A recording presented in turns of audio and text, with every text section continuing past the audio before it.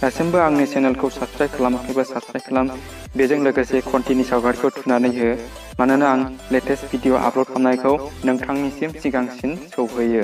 खुलुमबाय लोगोफोर, क्रिएटर देरा इउट्युब चेनेलाव नोंथांखौ बरायो। लोगोफोर, दिनैनि भिडिअ नोंथांनि थाखाय हेफाजाब गोनां जागोन आरो सोमोनांगोन, मानोना आं दिनै बे भिडिअनि गेजेरजों नोंथांनो फोरमायगोन माबोरै सोरखौबा कल खालामनानै हिन्जावनि गारां जानानै रायज्लायनो हायो। थारैनो नंगौ आरो खोनानो मोनबाय लोगोफोरजों सोरजोंबा ओरैनो नंखाय जानानै रायलायो। गार्लफ्रेन्ड, बयफ्रेन्ड आरो लोगोजों गारां सोलायनानै रायलायो, नाथाय जों आबुङै रायलायनो हाया। आं दिनै बे मबाइलनि सिङावनो बेबायदि आदब खोन्थागोन। सोरनावबा कल खालामनानै नोंथाङा हिन्जाव जानानै रायलायनो हागोन आरो बै सुबुङा सानगोन हिन्जाव होननानै, अब्ला थारैनो सोमोनांगोन बै सुबुङा। जुदि नोंथाङा बे आदबखौ मिथिनो लुबैदोंब्ला भिडिअखौ जोबजासिम नायलां आरो भिडिअखौ लाइक खालाम। अब्ला लोगोफोर, भिडिअखौ जागायनोसै फै।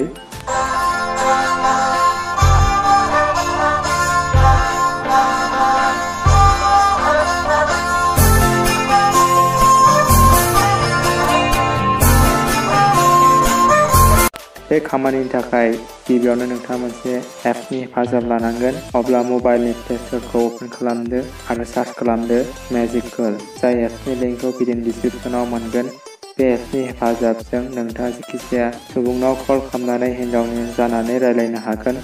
डाउनल'ड खालामनायनि उनाव बे एप्सखौ अपेन खालामदो। अब्ला लोगोफोर, बेबायदि इन्टारफेस नुनो मोनगोन। पारमिसन बियोब्ला पारमिसन हो, बेजों लोगोसे मबाइल नाम्बार हो आरो OTP फैयोब्ला OTP हो। बेखौ जागायनायनि सिगां आं बेखौनो फोरमायनो लुबैयो, बे खामानिनि थाखाय नोंथांनि सिमाव मेन बेलेन्स थानांगोन। बेजों लोगोसे फुल नेटवार्क 4G सिम, नाथाय बेयाव 1 मिनिटल' रायलायनो हागोन। 1 मिनिट जाब्लानो हारसिंनो दानजालांगोन। बेजों लोगोसे नोंथाङा जाय सुबुंनाव कल खालामगोन बै सुबुंनाव नोंनि नाम्बारा थांनाय नङा, बे एप्सनि नाम्बारासो थांगोन। दानिया लोगोफोर, बे एप्सआव 6था अपसन दङ।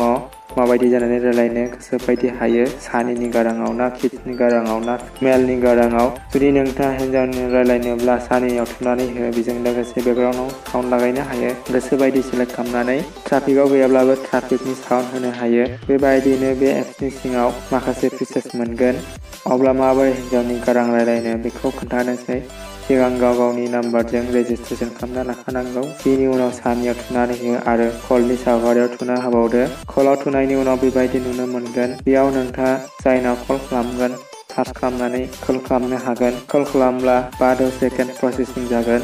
बिनि उनाव कल नांगोन आरो रायलायनो हागोन। 1 मिनिट हिन्जावनि गारां जानानै रायलायनो हागोन। बिनि उनाव हारसिंनो दानजालांगोन। दा आंनियाव मेन बेलेन्स फैया, बेखायनो थाङा। अब्ला नोंथाङा बेबायदि खालामनानै हिन्जावनि गारां आरो किड्स कार्टुन मेल जानानै रायलायनो हागोन, नाथाय गोबाव सम रायलायनो हानाय नङा।